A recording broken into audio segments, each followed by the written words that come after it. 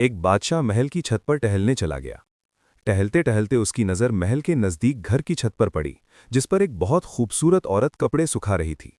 बादशाह ने अपनी एक बांदी को बुलाकर पूछा, किसकी बीवी है ये? बांदी ने कहा, बादशाह सलामत, ये आपके गुलाम फिरोज की बीवी है।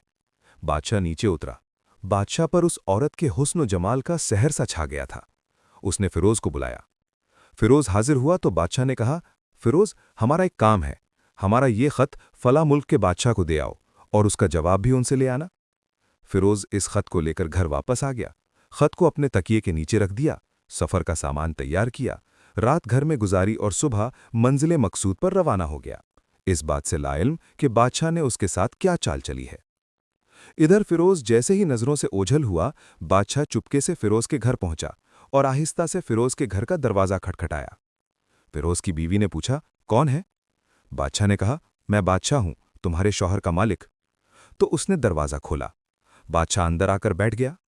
फिरोज की बीवी ने हैरान होकर कहा, आज बादशाह सलामत यहां, हमारे गरीब खाने में? बादशाह ने कहा, मैं यहां मेहमान बनकर आया हूं। फिरोज की बीवी ने बादशाह का मतलब समझकर कहा, मैं अल्लाह पाक की पनाह चाहती हूं आपके इस तरह आने से, जिसमें मुझे कोई खैर नजर नहीं आ रही। बादशाह ने गुस्से में कहा, ए लड़की, क्या कह रही हो तुम? शायद तुमने मुझे पहचाना नहीं, मैं बादशाह हूं, तुम्हारे शौहर के मालिक। फिरोज की बीवी ने कहा, बादशाह सलामत, मैं जानती हूं कि आप ही बादशाह हैं, लेकिन बुजुर्ग कह गए हैं, शेर को अगरचे जितनी भी तेज भूख लगी हो, लेकिन वो मुर्दार तो नहीं खाना शुरू कर देता। और कहा, बादशाह सलामत, तुम उस कटोरे में पानी पीने आ गए हो जिसमें तुम्हारे कुत्ते ने पानी पिया है। बादशाह उस औरत की बातों से बड़ा शर्मिंसार हुआ और उसको छोड़कर वापस चला गया, लेकिन अपनी कोई चीज वहीं पर भूल गया। ये सब तो बादशाह की तरफ से हुआ। फिरोज को रास्ते में याद आया कि जो खत बादशाह ने उसे दिया था वो तो घर पर ही छोड़ आया है। उसने घोड़े को तेजी से वापस मोड़ा और अपने घर की तरफ लपका। फिरोज अपने घर पहुंचा तो तकिए के नीचे से खत निकालते वक्त उसकी नज़र पलंग पर पड़ी, उस चीज पर पड़ी जो बादशाह जल्दी में भूल गया था। फिरोज का सर चकरा कर रह गया और वो समझ गया कि बादशाह ने उसको सफर पर सिर्फ इसलिए भेजा ताकि वो अपना मतलब पूरा कर सके। फिरोज किसी को कुछ बताए बगैर चुपचाप घर से निकला।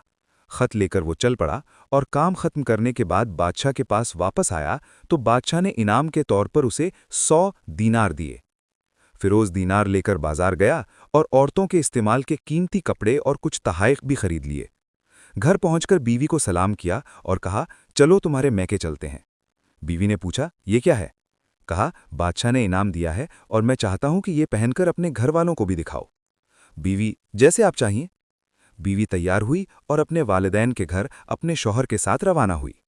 दामाद और बेटी और उनके लाए लाए गए तहाइफ को देखकर वो लोग बहुत खुश हुए। फिरोज बीवी को छोड़कर वापस आ गया और 1 महीना गुजरने के बावजूद न बीवी का पूछा और न उसको वापस बुलाया। फिर कुछ दिन बाद उसकी zौजा के भाई उससे मिलने आए और उससे पूछा, फिरोज, हमें अपनी बहन के गुस्से और नाराजगी की वजह बताएं या फिर हम आपको काजी के सामने पेश करेंगे। तो उसने कहा, अगर तुम चाहो तो कर लो, लेकिन मेरे जिम्मे उसका ऐसा कोई हक बाकी नहीं जो मैंने अदा ना किया हो। वो लोग अपना केस काजी के पास ले गए तो काजी ने फिरोज को बुलाया। काजी उस वक्त बादशाह के पास बैठा हुआ था। लड़के के भाइयों ने कहा, अल्लाह पाक बादशाह सलामत और काजी उल कुज़ात को कायनो दायम रखे। काजी साहब, हमने एक सरसब्ज बाग, दरख्त, फलों से भरे हुए और साथ में मीठे पानी का कुआं इस शख्स के हवाले में दिया, तो इस शख्स ने हमारा बाग उजाड़ दिया, सारे फल खा लिए, दरख्त काट लिए और कुएं को खराब करके बंद कर दिया। काजी फिरोज की तरफ मुतवज्जा होकर पूछा, हाँ तो लड़के, तुम क्या कहते हो इस बारे में?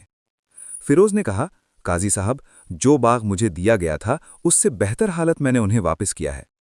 काजी ने पूछा, क्या उसने बाग तुम्हारे हवाले वैसे ही हालत वापस किया है जैसे पहले था?